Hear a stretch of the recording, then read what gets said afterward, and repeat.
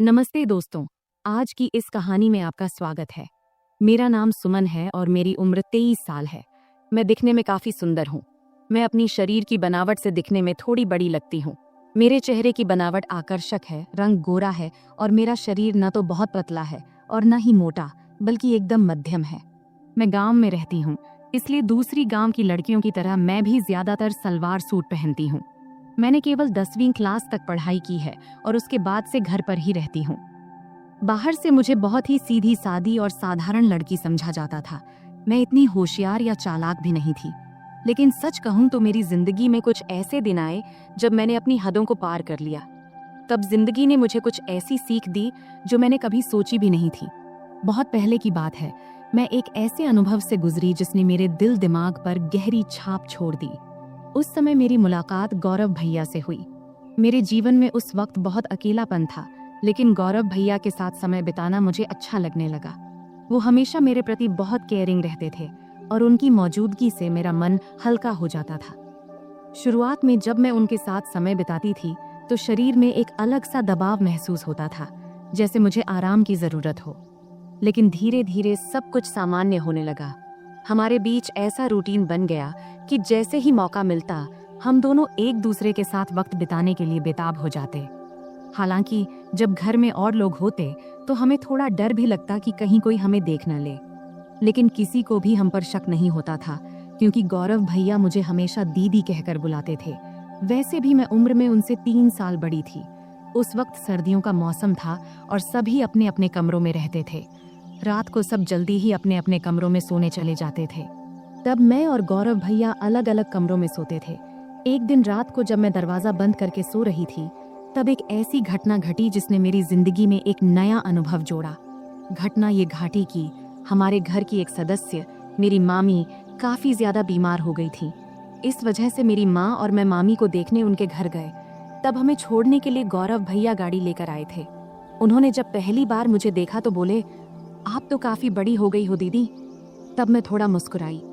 उसके बाद जब गाड़ी में हम मामी के घर जा रहे थे तो उस वक्त रहते में ही शाम के 6 बज गए थे। तब हमें घर पहुंचने में देरी हो गई थी, इसलिए रास्ते में थोड़ा अंधेरा हो गया था। ठंड के दिन था तो 6 बजे ही अंधेरा हो जाता था। जब हम घर पहुंचे तो देखे कि मामा रसोई में खाना बना रहे थे और मामी बिस्तर पर लेटी हुई थी। तब मेरी माँ रसोई में गई और मामा से कहने लगी, जब इतनी परेशानी हो रही थी तो मुझे पहले ही बता देते, इतनी तकलीफ उठाने की क्या जरूरत थी। फिर माँ खाना बनाने में लग गई और मैं मामी के पास बैठ गई। मामी मुझे देखकर खुश हुई, लेकिन उनकी हालत काफी खराब लग रही थी। थोड़ी देर बाद मेरी माँ ने मामी को खाना दिया और अपने हाथों से खिलाया। उसी समय गौरव भैया ने मुझे आवाज दिया। तब मैं उनकी तरफ देखी और पूछी, क्या हुआ भैया? वो मेरी तरफ ही देख रहे थे, जैसे कुछ कहना चाहते हों। उनकी बातों ने बाद में मुझे एक नया अनुभव दिया। रात को जब खाने का वक्त हुआ तो मैं कमरे में गई, जहां गौरव भैया खाना खा रहे थे। उन्होंने मुझे देखते ही कहा, दीदी आइए साथ में खाना खाते हैं। मैंने मना करते हुए कहा, नहीं भैया, आप पहले खाइए, मैं बाद में खा लूंगी। लेकिन उन्होंने जोर देकर मुझे बैठा लिया। मैं भी भूखी थी, इसलिए ज्यादा ना नुकुर नहीं की और हम दोनों ने साथ बैठकर खाना खाने लगी। तब हम दोनों ने बहुत मजे से खाना खाया, क्योंकि खाना हम साथ लेकर आए थे। खाना खत्म होने के बाद मैं अपनी माँ के कमरे में सोने के लिए जाने लगी। तभी गौरव भैया ने कहा, दीदी अगर आपको बुरा ना लगे तो आप यहीं मेरे कमरे में सो जाइए। उनकी ये बात सुनकर मैं हैरान रह गई और मैंने कहा, नहीं भैया, मैं माँ के साथ सोऊंगी। लेकिन तब बार बार वे मुझसे विनती करने लगे। आखिरकार मैं मान गई। ठीक है, मैं यहाँ सो जाऊंगी, लेकिन पहले मम्मी को बता देना चाहती हूँ कि मैं आपके कमरे में सोऊंगी। इस पर गौरव भैया खुद जाकर मम्मी को बताए कि मैं उनके कमरे में सो रही हूँ। इधर मैंने अपने सलवार कुर्ते बदल लिए, क्योंकि मेरे कपड़े थोड़े ज्यादा टाइट थे। जब गौरव भैया ने मुझे नए कपड़ों में देखा तो मुस्कुराते हुए बोले, दीदी आप इस ड्रेस में कमाल की लग रही हैं, आप इतनी खूबसूरत क्यों हैं? तब मैंने कुछ नहीं कहा, बस मुस्कुराकर बात बदल दी। फिर मैंने चादर ओढ़ ली और बिस्तर पर बैठ गई। गौरव भैया भी अपने सोने का इंतजाम नीचे फर्श पर करने लगे। तब मैंने कहा, भैया बिस्तर पर ही सो जाओ, यहाँ काफी जगह है। मेरे कहते ही गौरव भैया भी चादर ओढ़कर मेरे पास बैठ गए। गौरव भैया बहुत हंसमुख और मजाकिया इंसान थे। उन्होंने मज़ेदार बातें करके मुझे काफ़ी देर तक हंसाया। बात करते करते कब रात के 12 बज गए पता ही नहीं चला और न जाने कब मैं सो गई। सुबह जब मेरी नींद खुली तो मैंने देखा कि गौरव भैया मेरे बालों से खेल रहे हैं।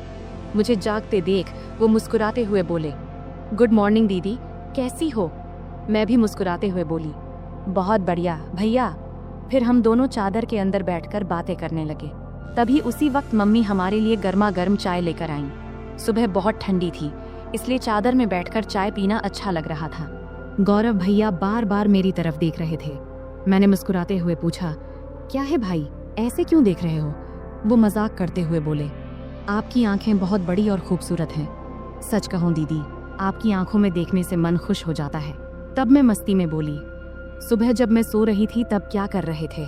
तब वो हल्का सा मुस्कुराए और बोले, कुछ नहीं दीदी, आपके बाल ठीक कर रहा था। गौरव भैया दिखने में काफी सुंदर थे। उनके चेहरे पर अभी दाढ़ी मूंछ भी नहीं आई थी और चेहरा बहुत साफ था। मेरी तुलना में उनकी हाइट थोड़ी सी कम थी, लेकिन उनकी कुछ हरकतें मुझे कभी कभी हैरान कर देती थीं। सुबह का वक्त थोड़ा व्यस्त था। मम्मी घर के कामों में व्यस्त थीं और मामू काम पर जाने के लिए तैयार हो रहे थे। तब मैं भी मम्मी की मदद करने लगी। इतने में मामू खाना पैक करके काम पर निकल गए। मेरी रोज सुबह नहाने की आदत थी, इसलिए रोज की तरह मैं नहाने के लिए बाथरूम की ओर गई। मुझे नहीं पता था कि गौरव भैया भी उसी वक्त नहाते हैं। जैसे ही मैंने बाथरूम का दरवाजा खोला तो मैं शर्म से लाल हो गई और तेजी से अपने कमरे में भाग आई। गौरव भैया उस वक्त नहा रहे थे। उनके चेहरे पर साबुन लगा था, इसलिए उन्होंने मुझे देखा भी नहीं। लेकिन मैं इतनी ज्यादा शर्मिंदा हो गई कि वह दृश्य बार बार मेरे दिमाग में घूमने लगा। कमरे में बैठकर मैं अपनी ही सोच में खो गई और हल्के हल्के हंसने लगी। इतने में गौरव भैया नहाकर कमरे में आए। मुझे अकेले हंसते हुए देखकर उन्होंने मजाक में कहा, क्या बात है दीदी, आज तो बहुत खुश लग रही हो। उनकी बात सुनकर मैं थोड़ा चुप हो गई और बोली, नहीं भाई, ऐसा कुछ नहीं है, बस यूं ही हंस रही थी। गौरव भैया ने मोबाइल चलाते हुए पास आकर बैठ गए और बोले, सच सच बताओ दीदी, क्या सोच रही थी जो इतनी हंसी आ रही थी? तब मैंने हंसते हुए कहा, नहीं भाई, कुछ भी खास नहीं। लेकिन गौरव भैया जिद करने लगे, नहीं दीदी बताओ ना, नहीं बताओगी तो मैं गलत ही समझ लूंगा। तब मैंने कहा, प्लीज भैया, इस बात को यहीं खत्म करो, इसमें सोचने लायक कुछ भी नहीं है। फिर मैं जल्दी से उठी और नहाने के लिए चली गई। नहाने के बाद मैं कमरे में वापस आई और मजाक में मैंने जानबूझकर थोड़ा सा पानी गौरव भैया की तरफ उछाल दी।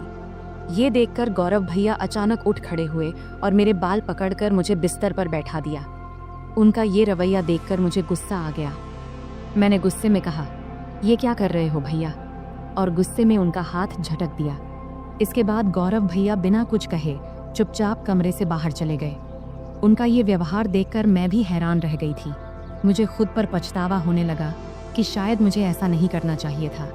फिर जल्दी से मैं अपनी बाल ठीक की और मम्मी के पास चली गई। मामी का ध्यान रख रही थीं, उन्हें दवा दे रही थीं और खाना तैयार कर रही थीं। तभी मामी ने मुझसे कहा, जाकर गौरव को बुला ला, उसे गरम गरम खाना खा लेने को बोल दे, वरना ठंडा हो जाएगा। मुझे पता था कि गौरव भैया मुझसे नाराज है। जब मैं उन्हें बुलाने गई तो देखा कि वो छत पर बैठे फोन देख रहे हैं। मैंने आवाज लगाई, भैया नीचे आओ, मम्मी बुला रही हैं, खाना खा लो। लेकिन उन्होंने कोई जवाब नहीं दिया। तब मैं और पास गई और कहा, प्लीज भैया, मुझसे नाराज मत हो, मुझसे गलती हो गई, मैं माफी मांगती हूँ। तब भी वो मेरी तरफ देखा भी नहीं और फोन देखते रहे। तब मैंने उनके हाथ को पकड़कर कहा, भैया गलती सिर्फ मेरी नहीं थी, तुमने भी तो मेरे बाल खींचे थे, इसलिए मुझे गुस्सा आ गया था, अब इतना नाराज मत हो। तब मेरी आंखों में आंसू आ गए और मैंने रोते हुए कहा, भैया प्लीज इतना गुस्सा मत करो, अगर मेरी गलती है तो मुझे एक नहीं 2 चांटे मार दो, लेकिन ऐसे चुप मत रहो। मुझे रोता देख गौरव भाई का गुस्सा थोड़ा ठंडा हो गया। उन्होंने धीरे से कहा, ठीक है, रो मत, लेकिन तुम्हें मुझ पर हाथ नहीं उठाना चाहिए था। खैर छोड़ो, चलो खाना खा लेते हैं। तब मैंने कहा, पहले ये तो कहो कि तुमने मुझे माफ कर दिया है। तब वो हंसकर बोले, अरे बहुत हो गया, अब चुप हो जाओ, वरना मुझे और ज्यादा माफिया मांगनी पड़ेंगी। फिर हम दोनों नीचे गए और खाना खाने बैठे। मम्मी और मामी पहले ही खा चुकी थी। मम्मी रसोई का काम खत्म कर रही थी। खाने के बाद मैं मामी के पास बैठ गई और उनके साथ बातचीत करने लगी। मामी की तबीयत का हालचाल लेने लगी। इसी बीच मम्मी ने कहा, हम दोनों पास के घर में मिलने जा रहे हैं, तुम और गौरव यहीं रहो। मैंने गौरव से कह दिया है कि कहीं बाहर ना जाए, हम जल्दी लौट आएंगे। फिर मम्मी और मामी बाहर चली गईं और मैं मामी का कमरा साफ करने लगी। तभी गौरव भैया मस्ती करते हुए आ गए। मैंने उनसे कहा, भैया प्लीज़ मेरे लिए कुछ ला दो। उन्होंने मुस्कुराकर कहा, बोलो दीदी क्या चाहिए। मैंने कहा, मेरे लिए चॉकलेट ले आओ, मुझे बहुत पसंद है। गौरव भैया हंसते हुए बोले, ठीक है तुम कमरे की सफाई करो, मैं चॉकलेट लेकर आता हूँ। गौरव भैया चॉकलेट लेने चले गए और मैं कमरे की सफाई करने लगी। जब मैंने मामी की अलमारी खोली तो वहाँ मेकअप का सामान रखा देखी। सजने संवरने का मेरा भी बहुत शौक था, तो मैंने मामी का मेकअप इस्तेमाल करना शुरू कर दिया। फिर मैंने मामी के झुमके और गहने पहन लिए और अलमारी से लाल साड़ी निकाल ली।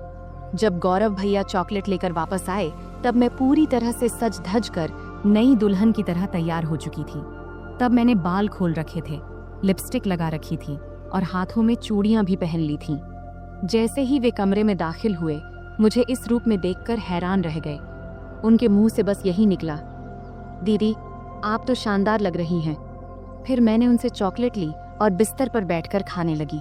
गौरव भैया भी पास में बैठ गए और तब उनकी नजरें मुझसे हट नहीं रही थीं। तब मैंने कहा, भैया इतना मत देखो, मुझे असहज लग रहा है। गौरव भैया हंसकर बोले, क्या करूं दीदी, आप पर से नजर हट ही नहीं रही। आप साड़ी में इतनी सुंदर लग रही हो, मानो कोई परी हो। फिर मजाक में बोले, मन कर रहा है कि आपको अपनी दुल्हन बना लूं। मैं समझ रही थी कि उस वक्त उनके मन में क्या चल रहा था, पर मैंने हल्की हंसी के साथ बात को दूसरी ओर मोड़ दिया। मैंने मजाक में कहा, तो फिर रुक क्यों गए, बताओ मुझे पत्नी बनाकर क्या करोगे। तब गौरव भैया थोड़ा हंसकर बोले, रहने दो दीदी, मुझे पता है तुम जानबूझकर ये पूछ रही हो।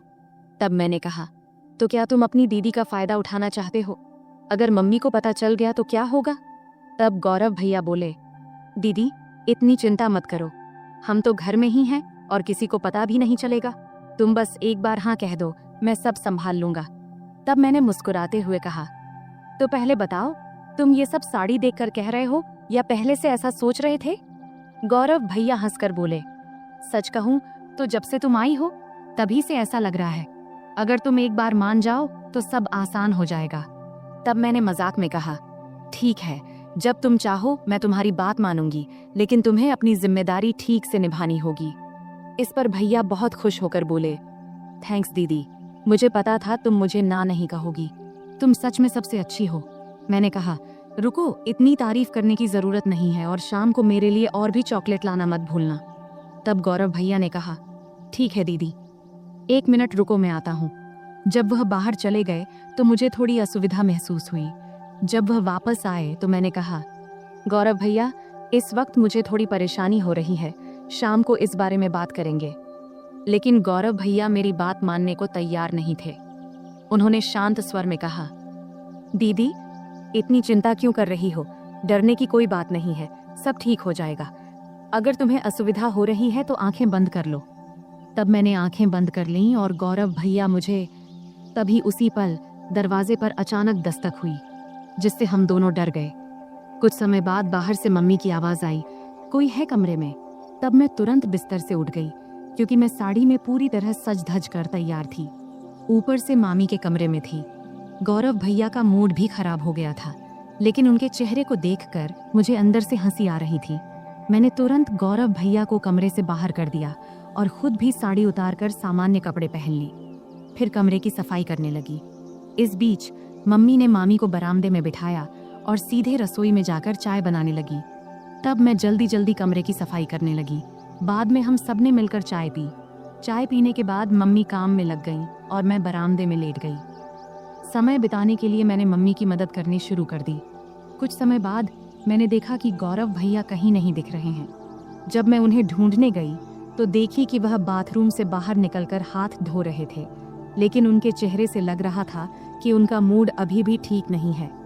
तब उन्हें देखकर मैं हंसी नहीं रोक पाई और हंसते हुए बोली, क्या हुआ, इतना उदास क्यों हो? मजाक में मैंने कहा, भैया तुम ऐसे क्यों हो? गौरव भैया हंसते हुए बोले, अगर तुम मेरी जगह होती तो तुम भी ऐसे ही करती। तुम लड़की हो इसलिए इतनी बातें कर पा रही हो। मैं हंसकर बोली, ठीक है भैया, बस थोड़ा इंतजार करो, रात होने पर तो कोई डिस्टर्ब नहीं करेगा। तब गौरव भैया बोले, दीदी समस्या तो इसी रात के इंतजार में है, हर मिनट घंटों जैसा लग रहा है। तभी मम्मी ने आवाज दी, तुम्हारे भाई बहन की बातें खत्म हो गई हो तो थोड़ा काम में हाथ बंटाओगे। मम्मी की आवाज सुनते ही मैं उठकर जाने लगी और जाते जाते मजाक में बोली, गौरव भैया याद रखना, अगर चॉकलेट नहीं मिला तो मैं भी कुछ नहीं दूंगी। फिर मैं रसोई में चली गई। इस बीच मामा भी घर लौट आए थे। तब मैंने उन्हें खाना परोस दिया। मामा जी बहुत थके हुए थे, वे हमारे साथ थोड़ा बैठकर बात किए, फिर जल्दी सो गए। मम्मी मामी को खाना खिला रही थी और उन्हें दवाई दे रही थी। मैंने भी अपना खाना खा लिया और समय बिताने के लिए टीवी देखने लगी। सर्दी का मौसम होने के कारण हम जल्दी बिस्तर में चले गए, लेकिन मम्मी अभी भी अपने काम में लगी हुई थी। तब मैं मामी के कमरे में चली गई और बैठकर फोन में व्यस्त हो गई। इतना डूबी थी कि मुझे पता ही नहीं चला कि कब गौरव भैया खाना खाकर अपने कमरे में चले गए और मेरा इंतजार कर रहे थे। मैं अपनी रोज की सीरियल देखने में व्यस्त थी। जब मैं नहीं गई तो गौरव भैया खुद मुझे बुलाने आ गए। कमरे में आकर भैया बोले, दीदी आओ, मैं तुम्हारा बहुत देर से इंतजार कर रहा हूँ। तभी मम्मी ने कहा, कोई बात नहीं, अगर तुम अकेले सोना चाहते हो तो सो जाओ, तुम्हारी दीदी मेरे साथ सो जाएगी। मम्मी की बात सुनते ही भैया जल्दी से बोले, नहीं नहीं, हम तो बस बातें कर रहे थे, वैसे भी कुछ दिनों बाद आप लोग चले जाएंगे, फिर पता नहीं कब मुलाकात होगी और दीदी के साथ खेल पाऊंगा। तब मैंने मम्मी को आश्वस्त करते हुए कही, मम्मी भैया सही कह रहे हैं। इसके बाद मम्मी ने कहा, ठीक है जैसा तुम चाहो, और हम कमरे में चले गए। कमरे में जाते ही गौरव भाई ने जल्दी से दरवाजा बंद कर दिया। तब मैं समझ गई कि भैया अब और इंतजार नहीं कर पा रहे हैं, लेकिन तब भी मम्मी और मामी जाग रहे थे, इसलिए मैंने कहा, भैया थोड़ा धैर्य रखो, सब सो जाएं, फिर बात करेंगे। अगर किसी ने मेरी आवाज सुन ली तो मुश्किल हो जाएगी। भैया बोले, दीदी और इंतजार नहीं होता। तभी मुझे चॉकलेट की याद आई। मैंने कहा, ठीक है भैया, लेकिन पहले मेरी चॉकलेट दो।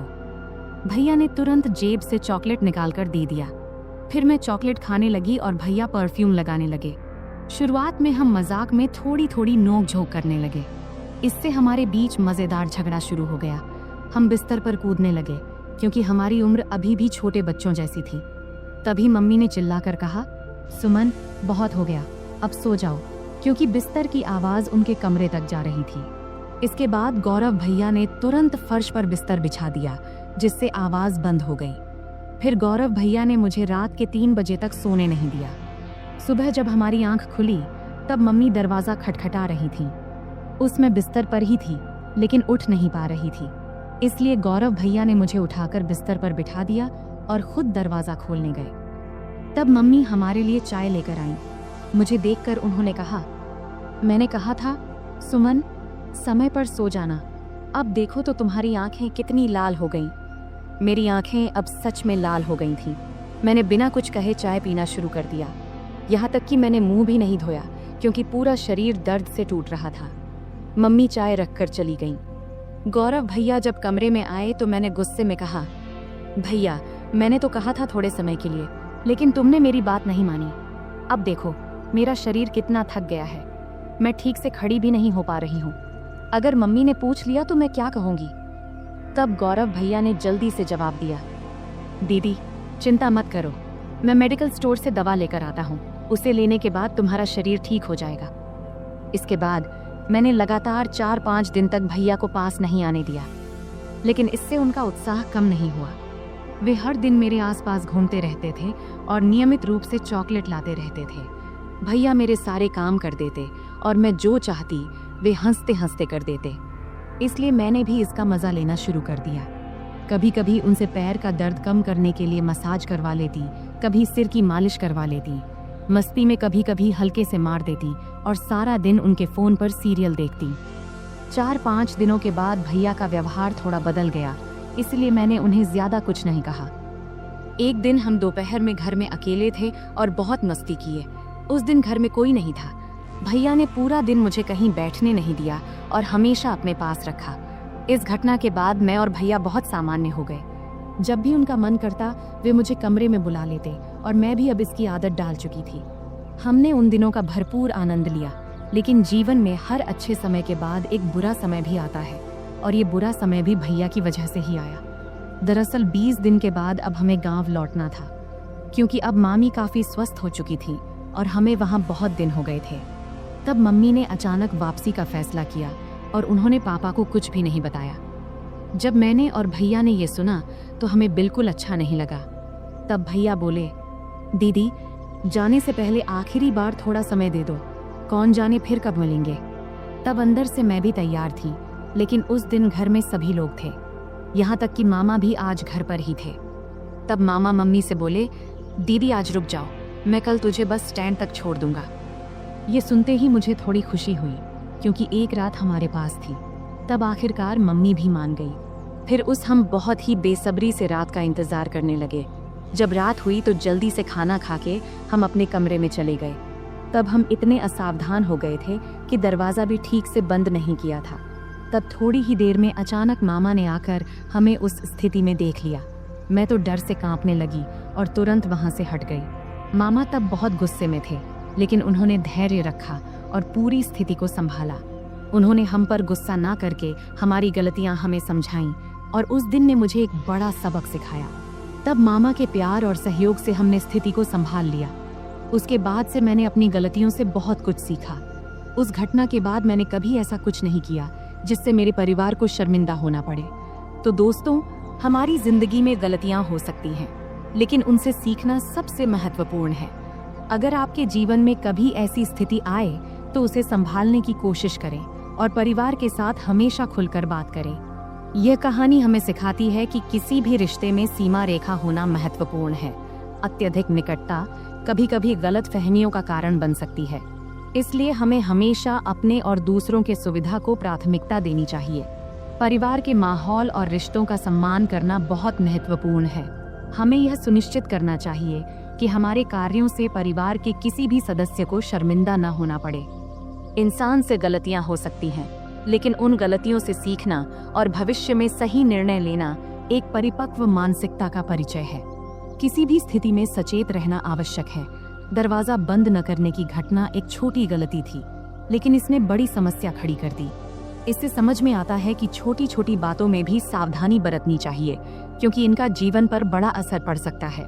तो दोस्तों, यह थी हमारी आज की छोटी सी कहानी। आपको यह कहानी कैसी लगी, कमेंट करके ज़रूर बताएं। अगर आपको यह कहानी पसंद आई हो तो इसे लाइक करें और अपने दोस्तों के साथ शेयर करें। आगे भी ऐसी ही रोमांचक कहानियों के लिए हमारे चैनल को सब्सक्राइब करें और बेल आइकन दबाना ना भूलें, ताकि आप हमारी कोई भी कहानी मिस न करें। धन्यवाद।